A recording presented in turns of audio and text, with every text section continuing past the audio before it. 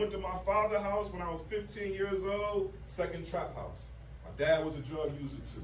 So you let the drug dealers use your house so that they can get the drugs for cheaper. So I'm living with him, but he being honest about it. He telling me straight up, look, the drug dealer right there, his name is Ralph. He cool. You know what I'm saying? If you ever need something, if you're hungry, go talk to him. He'll take care of you.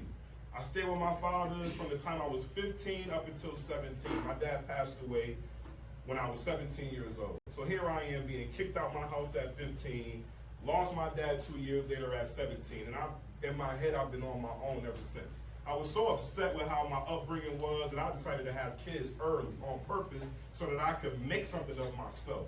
I was just so upset at my parents, like, man, I could do a better job than that. I could be 20 years old and have a family and do better than what they did because they didn't do nothing.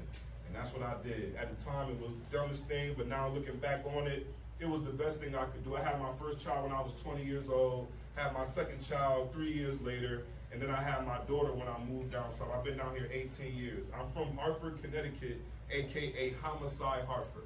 A homicide is when somebody dies and you don't know who the killer is.